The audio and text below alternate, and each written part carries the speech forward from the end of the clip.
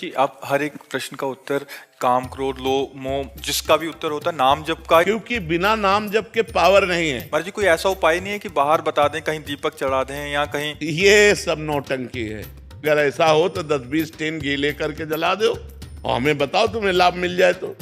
कुछ नहीं होने वाला। बिना अंदर के तुमने पाप किया है, अंदर के चिंतन से।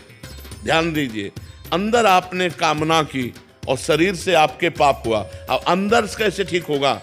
अंदर नाम जब ठीक करेगा। सांप बैठा है बिल के अंदर, ऊपर सैकड़ों लाठी जमा दो, उसको कोई फर्क पड़ेगा क्या? बिल के अंदर घुस के मारा जाए तब वो मरेगा। तो इस शरीर रूपी बिल के अंदर बैठा हुआ पाप है, उस पाप को मारने के लिए नाम जपना अत्यंत आवश्यक है। गंगा पाप नष्ट कर सकते, लेकिन पाप की प्रवृत्ति भजन नष्ट करेगा।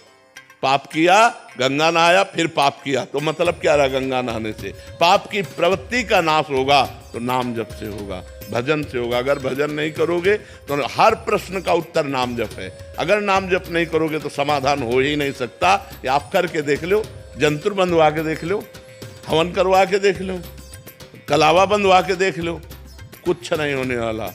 राम राम राम, राधा राधा राधा, सब बात। पर जी वो अच्छा लगता है कि दूसरे जैसे पंडित जी कर लें ठीक रहेगा, बट हमें कुछ ना करना पड़े। तुम करो पाप और पंडित जी करे जब, तो तुम्हारा कल्याण हो जाएगा। ऐसे हो जाएगा? नहीं, ऐसा कदापि नहीं हो सकता, कदापि नहीं हो सकता। तो मेरे जी बाहरी इससे मतलब उतना इफेक्ट नहीं पड़ेगा हमारे? बिल्कुल असर नहीं पड़ेगा। हम कह रहे हैं, देखो खास बात समझिए। स्वप्न में एक आदमी समुद्र में डूब रहा है। अब वो कह रहा बचाओ, आवाज बाहर जोर से निकली, मैं समुद्र में डूब रहा हूं, बचाओ। अब हम लोग सैकड़ों तैराक उसके सामने एकत्रित कर दें, नौकाएं एकत्रित कर दें, क्या वो बच सकता है? एक उपाय केवल है, जगा दो उसे। समझ रहे हो ना? उसे जगा दो। अब एक बूंद पानी नहीं, जब वो समुद्र में डूब रहा था। ऐसे ही ये जगत माया प्रपंच है। जब तक ज्ञान नहीं होगा, जब तक भजन नहीं होगा, जैसे उसका एक ही उपाय केवल जगा देना है। आप सैकड़ों तैराक एकत्रित कर लो, बचा नहीं सकते उसको। नौका, जल जहाज नहीं बचा सकते। क्यों? वो स्वप्न में डूब रहा है। उसको जगा दो, बस उसका स्वप्न टूट जाए, वो जग गया, अब वो बच जाएगा। जो सपने सिर काटे कोई, बिन जागे दुख दूर न होई। ऐसे ही जब तक आपको ज्ञान नहीं होगा, तब तक आप रोते रहोगे इस जगत के मोह में, राग में, काम में, क्रोध में, लोभ में। थोड़ा दान पुण्य किया, थोड़ा पाप नष्ट हुआ, फिर पाप किया, फिर इससे काम नहीं बनेगा। काम बनेगा पाप की जड़ का नाश हो, और पाप की जड़ है पाप की प्रवृत्ति। उस प्रवृत्ति में जब तक ज्ञान नहीं जागृत होगा, तब तक बात नहीं बनेगी। इसलिए खूब नाम जप करना अत्यंत अनिवार्य है। महाराज जी, और कैसे पता लगेगा कि हमारे पाप नष्ट हो रहे हैं और हो गए हैं? जैसे जैसे पाप नष्ट होते जाएंगे, चिंता, शोक, भय, ये सब नष्ट होता जाएगा। अपने अंदर अपने आप हृदय में आने लगेगा, मैं निष्पाप हो गया हूँ।